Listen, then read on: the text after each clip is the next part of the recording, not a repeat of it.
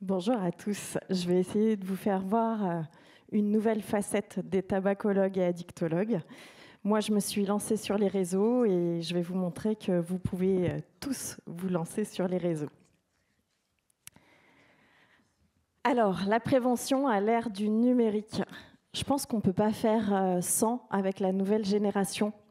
On veut les chercher, il faut aller là où ils se trouvent.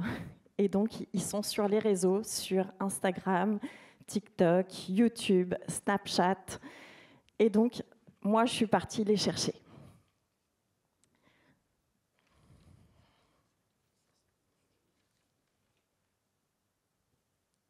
Ça ne passe pas. Ah, ça y est. Ah, il n'y a pas le son. Bon, bah, vous voyez les vidéos. C'est une vidéo que j'ai postée récemment sur le mode de Bref, où j'ai pris les codes de Bref et j'explique comment j'ai monté ma communauté. Donc aujourd'hui, j'ai 258 000 abonnés sur TikTok et 56 000, même un peu plus maintenant, sur Instagram. Et je fais des vidéos tous les jours de prévention, réduction des risques. Et voilà un petit peu ce que je fais, donc des choses qui parlent aux jeunes. Comment ça m'est venu? Avant, j'étais à l'assurance maladie dans un centre d'examen de santé et je participais au bilan pour les jeunes au niveau du tabac. Et en 2020, confinement. Et là, les jeunes me disent « Mais Katie, si on ne te voit plus, c'est simple, on n'a plus de conseils, on va refumer du cannabis, etc. Donc, il faut que tu continues à être là. » Je fais « Ben ouais, mais je fais comment ?» Enfin, ben va sur TikTok. Je ne savais pas du tout ce qu'était TikTok en 2020. J'ai regardé et là, je me suis dit « Ok, va falloir que je danse, que je fasse des petites chorégraphies. » Bon, bah, challenge accepté. Et puis, du coup, j'ai commencé à faire mes vidéos qui, au départ, pour moi, c'était pour mes patients du centre d'examen de santé. Et là, je vois sur TikTok 100 abonnés, 200 abonnés, 300 abonnés. Je me dis, mais qu'est-ce qui se passe? 1000 abonnés, 10 000 abonnés. Et puis, ça n'a pas arrêté. Donc, les confinements passent. Moi, je reprends mon métier dans un bureau, derrière mon cabinet, dans mon cabinet.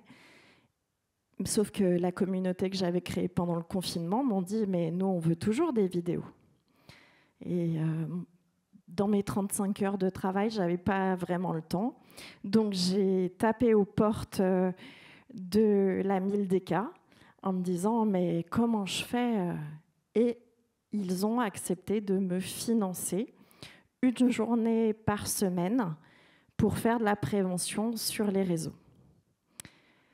Et ben, à ce jour, maintenant, voilà, comme je vous l'ai dit, 250 000 sur TikTok, quasiment 60 000, on a 57 sur Instagram, avec de plus en plus de vidéos, mais de plus en plus de questions. Je vais vous montrer.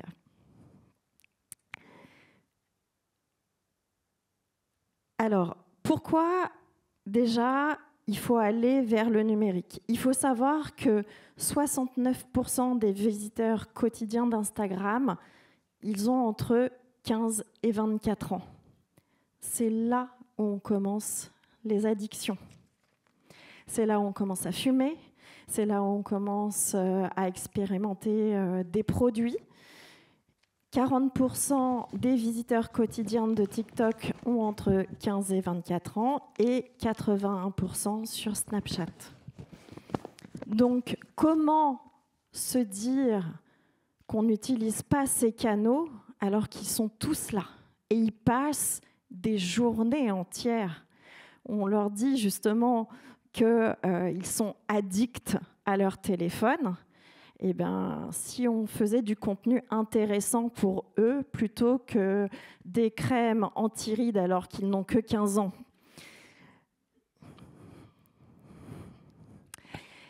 Mais il faut savoir leur parler aux jeunes.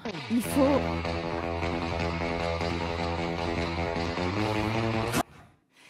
Donc, voilà, je m'occupe de trouver des vidéos. Et je fais plein de contenus différents. Je vais retrouver ce qu'on appelle des mèmes, des vidéos drôles. Et puis, je leur mets juste un message choc ou une phrase qui va les interpeller. Et là, je leur disais juste que le craving, c'est comme une vague qui monte et qui descend. Il faut juste apprendre à surfer dessus. Et en commentaire, je détaille. Et après, je réponds à leurs questions. Et ça mêle de l'humour, ça les interpelle, ils me posent des questions là-dessus, mais combien de temps ça dure, et si je veux arrêter de fumer, combien de temps je vais avoir ces cravings, etc., etc. Être sur TikTok,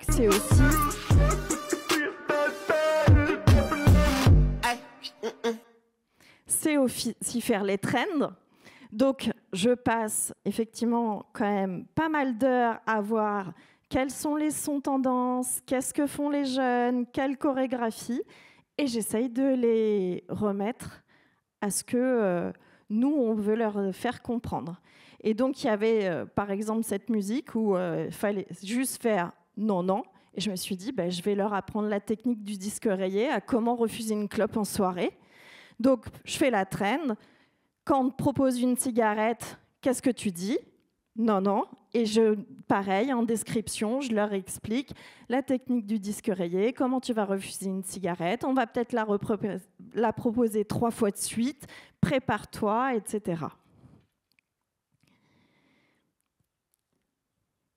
Comment arrêter de fumer? Déjà, avant de vouloir arrêter de fumer, c'est important que tu comprennes pourquoi tu fumes. Tu fumes pour 3 raisons. La dépendance physique, c'est ton besoin de nicotine. Ça va s'évaluer avec le questionnaire de Fagerström. Et en fonction de ça, on verra si oui ou non tu as besoin de substituts nicotiniques ou pourquoi pas d'une vape avec de la nicotine. Tu as aussi une dépendance comportementale. Ce sont tes habitudes. Je viens de finir un repas, j'allume une clope, je suis en pause et je bois un café. Tout ça, ce sont des habitudes. Donc il va falloir retravailler sur tes habitudes. Ça se travaille avec ce qu'on appelle les thérapies cognitivo-comportementales. D'ailleurs, c'est la seule technique non médicamenteuse qui est validée scientifiquement. Et la troisième chose, tu as une dépendance psychologique. Ça veut dire que tu vas fumer en fonction de tes émotions. Tu es énervé, en colère, tu vas aller fumer une cigarette pour te calmer, par exemple. Eh bien, au moment de l'arrêt du tabac, ça va être important d'apprendre à gérer tes émotions. Donc, il faut travailler toutes ces techniques. Et aussi, pourquoi pas avoir un traitement médicamenteux type substitut nicotinique ou vape avec de la nicotine. Et c'est ça qui va te permettre d'arrêter de fumer.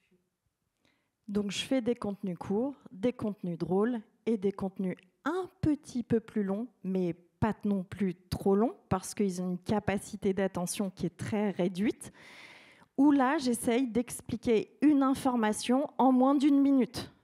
Donc, comment arrêter de fumer en moins d'1 minute. Et donc, le but, c'est qu'ils me posent des questions, et après, je leur réponds, soit en vidéo, soit en commentaire, et je les réoriente en XAPA, en CJC, à l'hôpital, sur la ligne de tabac info-service. Voilà ce que je fais.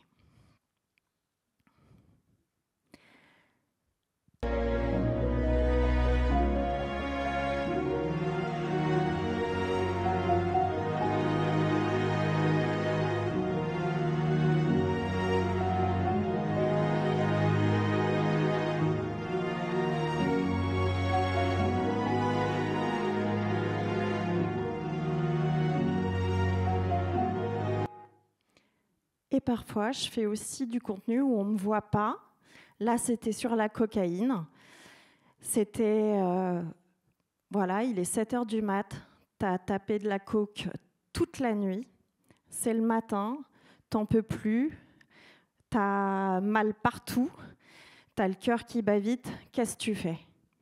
Et en fait, ça, ils aiment parce que je ne les juge pas. Je suis là juste pour les aider. Je leur donne des conseils Et vous voyez, ma dernière phrase, c'est « Demande-toi, est-ce vraiment ça que tu veux pour toi ?» Je leur mets juste un petit doute. Donc, généralement, ils viennent me voir en me disant « Merci, c'est la première fois où je ne me suis pas sentie jugée. Tu as juste voulu nous aider. Et si je veux plus ça pour moi, qu'est-ce que je fais ?» Et là, je me dis que j'ai tout gagné.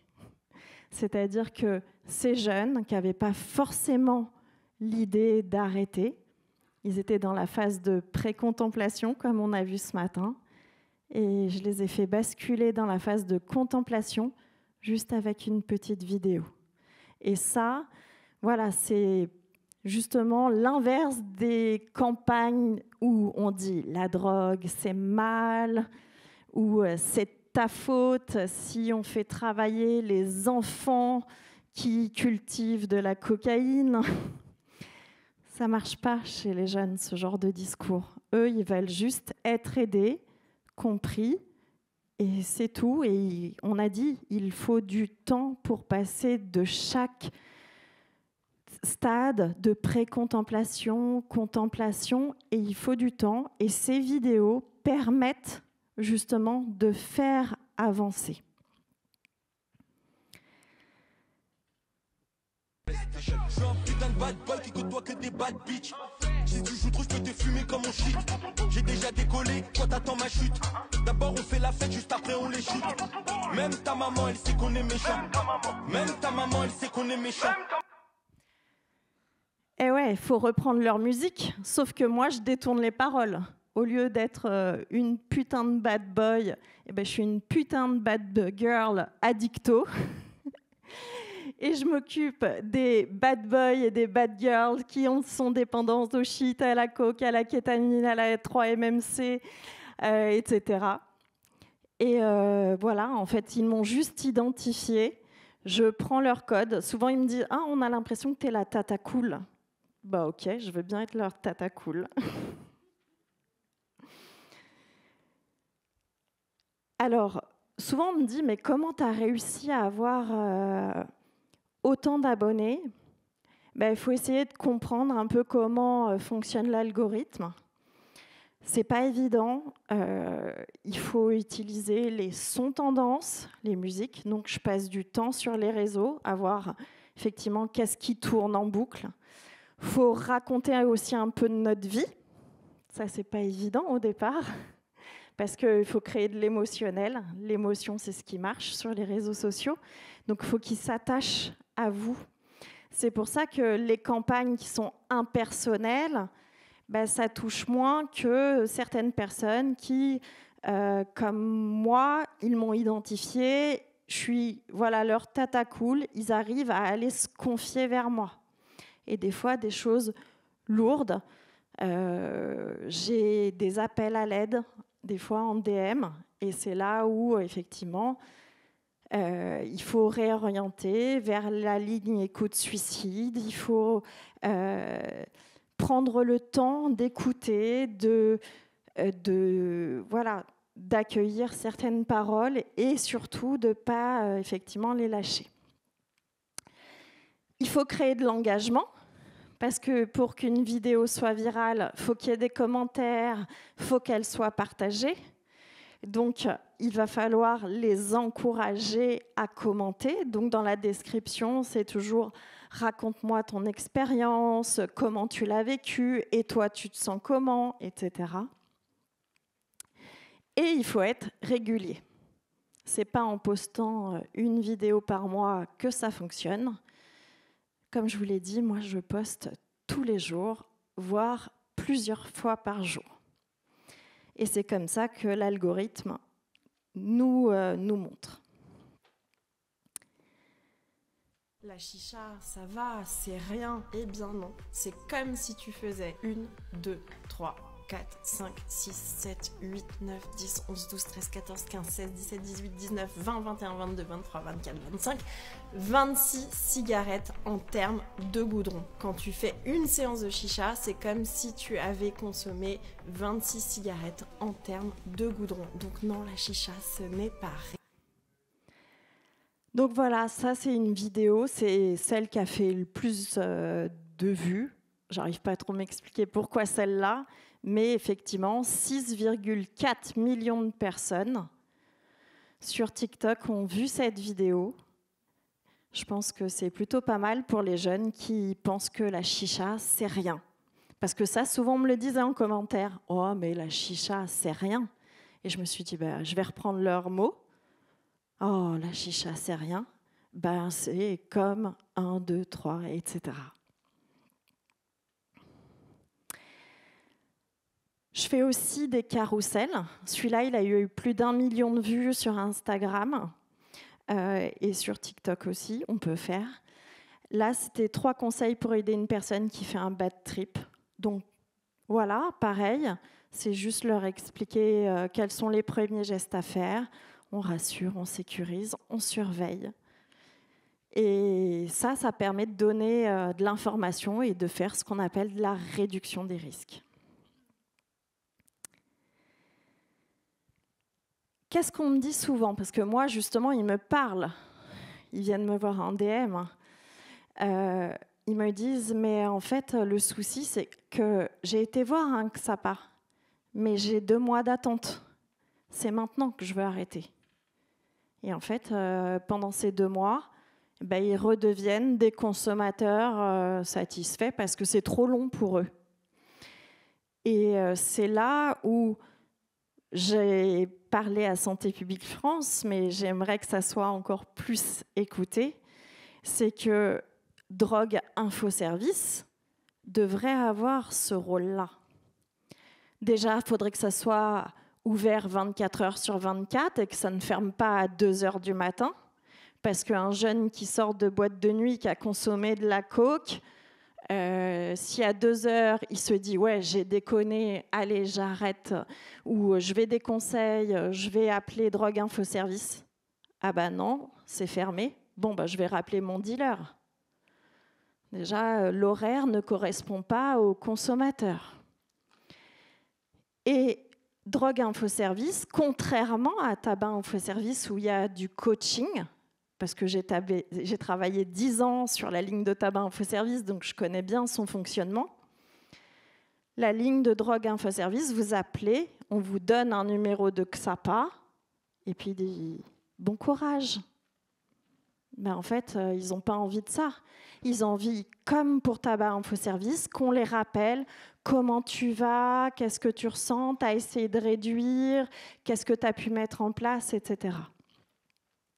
Donc, je pense qu'entre 2 consultations chez un addicto, en attendant la prise en charge dans un XAPA ou un CJC, il faut absolument qu'on trouve une solution pour ces jeunes qui sont demandeurs. Parce que s'ils s'abonnent à ma chaîne, c'est qu'il y a une demande. Et puis, il y a plein de jeunes qui n'osent pas pousser la porte du XAPA. Parce qu'ils ne sont pas encore dépendants, mais ils consomment des substances, ils se posent des questions. Donc, pour eux, ils ne vont pas aller au XAPA. Mais du coup, est-ce que c'est bien si je consomme tous les week-ends? Mais je ne consomme pas la semaine. Par exemple, je ne prends pas de cocaïne la semaine. Je commence le jeudi, et puis je consomme jeudi soir, vendredi soir, samedi soir. Donc ça va, je ne suis pas dépendant, je ne vais pas aller au XAPA. Et alors, c'est maintenant qu'il faut les prendre en charge.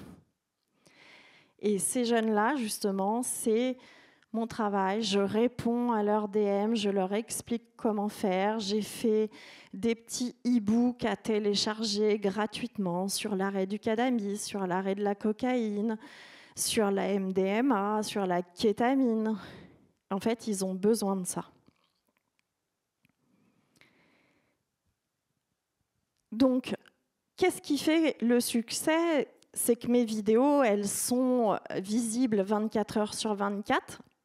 Il n'y a pas de rendez-vous nécessaire. Vous savez bien que les jeunes, ils veulent tous tout de suite maintenant. Donc, j'ai essayé de, sur Instagram, ranger mes vidéos par catégorie. Tabac, cannabis, etc. Et quand ils cherchent une info, ils vont dans la story, ils essayent de trouver.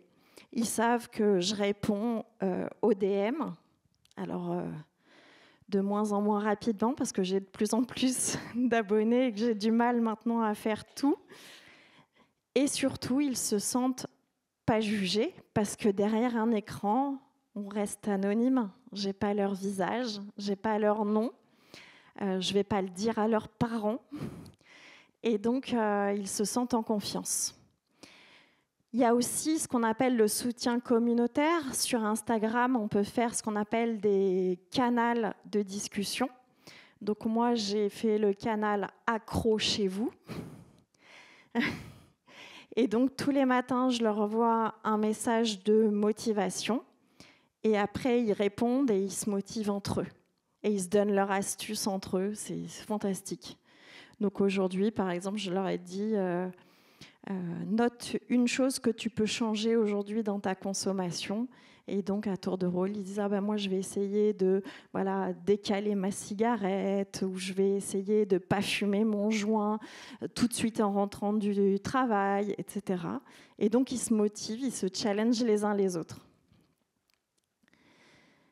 Donc, je pense qu'on n'est pas du tout en opposition, on est plutôt en partenariat avec les structures de soins et qu'il va falloir qu'on apprenne à travailler ensemble. Donc, les influenceurs, on n'est pas tous à jeter de la poubelle, on ne vend pas tous des puffs, justement. Il y a plein d'influenceurs santé, on est de plus en plus à essayer de donner de la vraie information. Et donc, voilà les messages qu'on peut recevoir. Tu m'as fait arrêter de fumer, une partie grâce à tes vidéos, et ça va faire 6 semaines que j'ai arrêté de fumer du cannabis. Merci. 1 mois et 4 jours sans cigarette, tes vidéos m'ont grandement aidé, vraiment. J'ai écouté vos conseils, ça fait 2 mois que j'ai arrêté de fumer, et ce n'est pas la motivation qui me manque. Merci, grâce à vous, ça fait 2 mois que je n'ai pas touché un joint. Je fume maintenant juste 2 clopes par jour, mais je suis en train d'arrêter. C'est top, hein?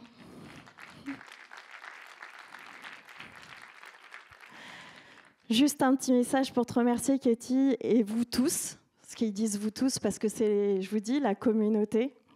Tout n'est pas parfait, j'ai encore des moments très compliqués, mais le fait de recevoir un message tous les matins qui me motive et qui me rappelle pourquoi je fais, ça me fait du bien. Et voir que je ne suis pas le seul me fait également beaucoup de bien. Comme je disais, tout n'est pas parfait, mais je sens que ça avance. Et je progresse. Je vous souhaite à tous un bon dimanche. Vous voyez, 7 jours sur 7, le dimanche, ils sont là et ils se motivent ensemble. Hello Katie, je voulais juste écrire car tes posts sont super importants pour moi. Je gère une relation souvent assez complexe avec la drogue que des fois c'est difficile à gérer pour moi. Heureusement qu'il y a toujours tes messages qui souvent c'est comme s'ils me parlaient. Ils m'aident beaucoup à comprendre beaucoup les choses. Surtout car personne ne parle pas du sujet comme tu le fais. Je te remercie énormément pour ton boulot. Malheureusement, il y a beaucoup de commentaires qui disent que c'est pas cool de parler, parce que souvent j'ai des critiques genre parce que quand on fait de la réduction des risques, on a l'impression de faire de la promotion, mais non, je fais pas de promotion. Mais en tout cas, je pense que tes messages m'ont sauvé la vie à plusieurs reprises. Merci encore. Je ne trouverai jamais les mots pour te remercier autant. Donc voilà, l'avenir de la prévention, je pense qu'elle est sur le digital. Comme je le disais, avec peut-être aussi des métaverses prévention, c'est-à-dire des chats GPT qui pourraient aussi m'aider à répondre à tous les commentaires, 7 jours sur 7. Des podcasts comme le fait Rose aussi, je pense que c'est hyper important. Bref, il faut plus de contenu pour accompagner au quotidien les personnes. Après, il faut savoir que faire de la prévention sur le digital, c'est compliqué. Parce que quand on utilise le mot cigarette, c'est un gros mot. Hein. Là, vu que ce sont des robots qui font la vérification, moi j'ai plein de vidéos qui sautent parce qu'on croit que je fais de la promotion du tabac, alors que non. Et alors pire, si je mets le mot cocaïne, cannabis, j'ai été déjà bannie de 15 jours d'Instagram pour avoir osé utiliser le mot cocaïne. Et puis, il faut apprendre aussi à gérer les critiques, les messages haineux, parce que même quand on fait du soin, de la prévention, on a des haters. pas facile tous les jours.